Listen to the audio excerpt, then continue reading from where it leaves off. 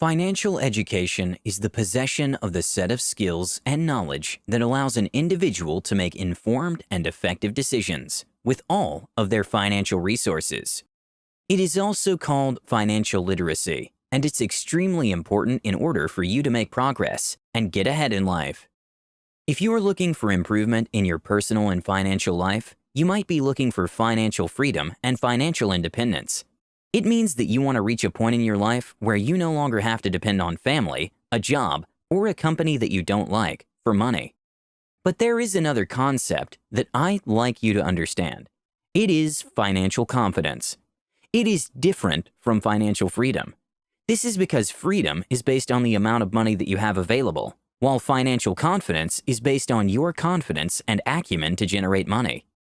Now, here's the thing. Most people think that there is a money scarcity. They think that there is no money and making more money is impossible.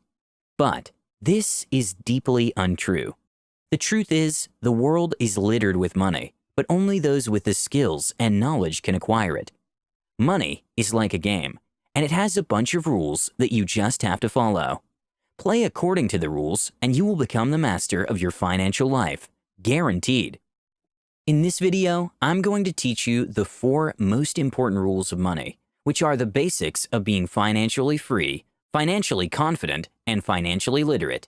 These simple rules that I will give you today will elevate your money game and take you to a whole other level you've never seen before, as long as you're hungry and dedicated. I'm going to give you all of this information for free. I don't sell books, webinars, or online courses. All the knowledge on this channel is free, so if you want to show your appreciation, click that like button and the subscribe button right now. It is actually very fascinating how all this information is becoming more and more available every day for very cheap or even for free. And everything is easily accessible with a couple of Google searches. So even if everything is at their fingertips, more than 90% of the population is still financially ignorant. Let me give you a quick example.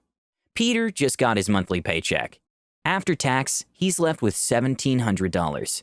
Instead of using this money to invest, save, or anything else that might be useful, he decides to waste it on a couple of barbecues with friends and many other useless liabilities.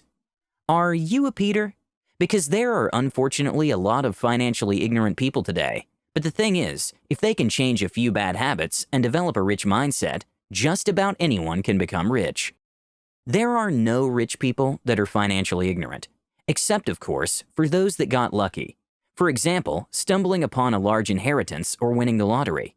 However, statistics show that 70% of lottery winners end up bankrupt after just a few years of being extremely rich. Why is that? Again, it all comes down to how financially educated one is.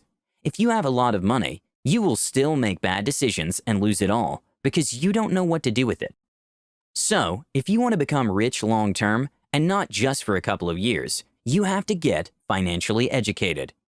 Unfortunately, this kind of education is not taught in schools, so you need to do it by yourself. So, all the information is easily accessible, and this raises the question, why don't people learn more about finance? There are 2 main reasons why people don't get the financial education they need, despite it being extremely cheap, and in some cases, completely and totally free. Reason number 1, conventional wisdom. Here's the truth, financial education is not conventionally okay. Most people will give you a mindset of scarcity, and if your mindset is wrong, you will never attract money.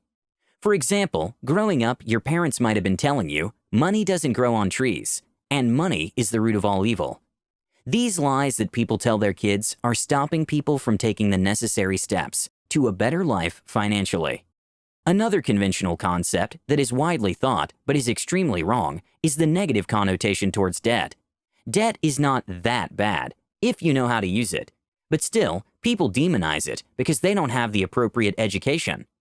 So, you have to stop listening to those that aren't financially literate and financially confident. You should start listening to those that actually know how to generate money, because they are the ones that can give you tips on how to become financially educated. Just like in a sport, for example skiing, You don't want to learn how to ski from someone that has never skied before. You want to learn from somebody that already knows how to do it. Apply this to your financial education and you'll learn very fast. Reason number 2, comfort zone and self-esteem. In order to generate money, it's believed among the rich that you need to be confident and have decent self-esteem. Self-image is important, and you have to first of all believe that you truly deserve to be wealthier and happier. If you don't, you will never become rich. Think of it like a self-fulfilling prophecy. You have to see yourself rich first. This confident, charismatic, rich image you see yourself in your mind will give you the needed confidence to continually act out of your comfort zone, which is very important. A very successful person once said, "Most people are not successful because they are afraid of success." This is true. In order to become successful, you have to step out of your comfort zone and take risks. For example, if you want to start your first business, but you don't have any money, you might first of all have to take the risk of getting a loan from your bank and putting yourself in thousands of dollars in debt, which is out of a lot of people's comfort zone. Charisma and confidence are some of the key ingredients you need to become rich. If you don't have the confidence to take action, you'll never become rich.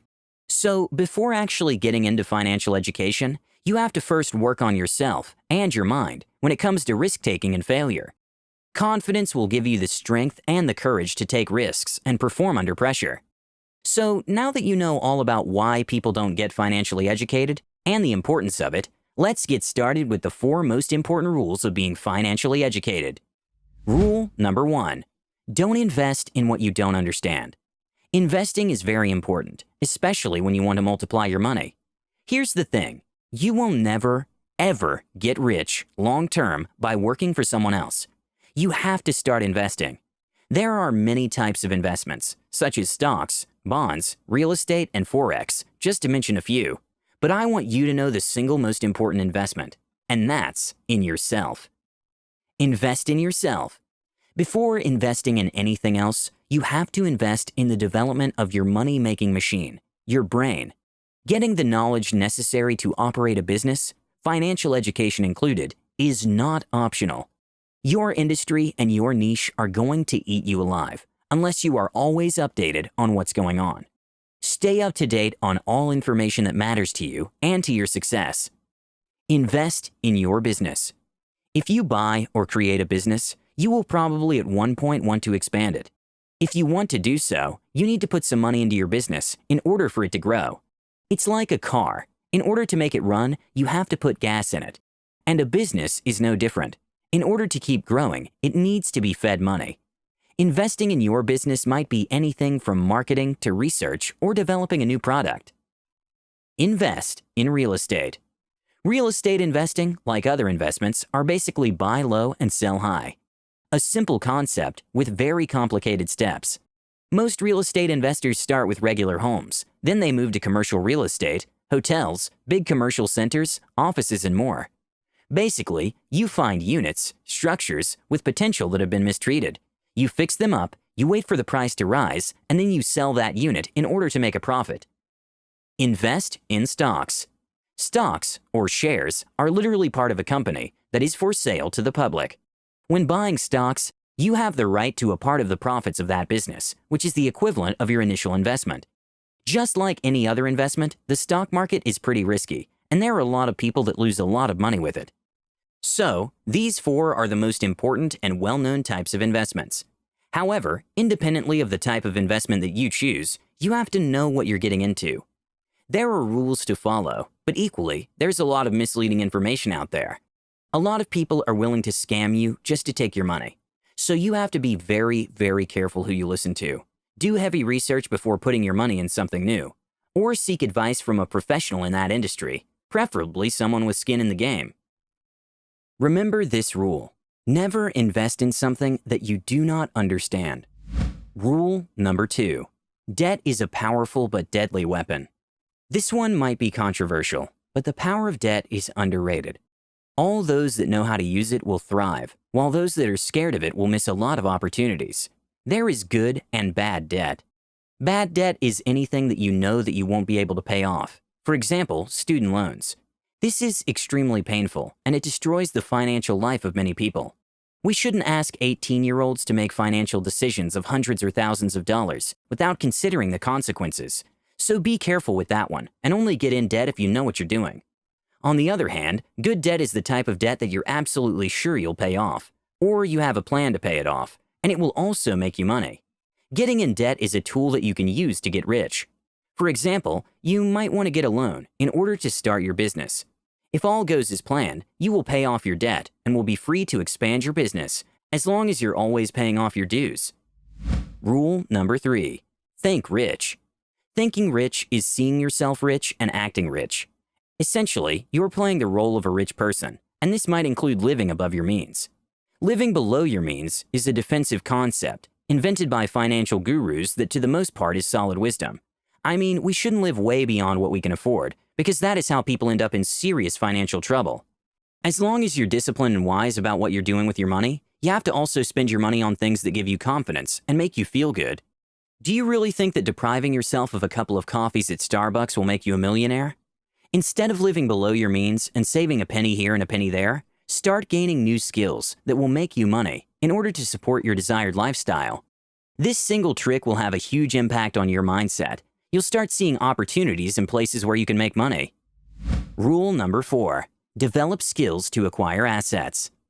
Assets are things that put money in your pocket, while liabilities are things that take money out of your pocket.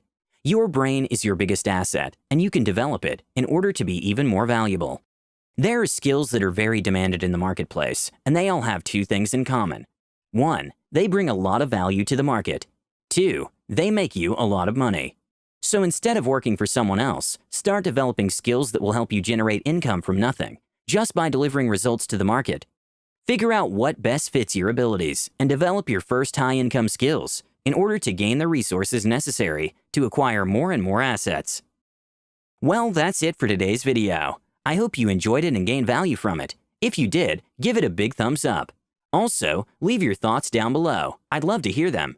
With that said, don't forget to subscribe and enable notifications.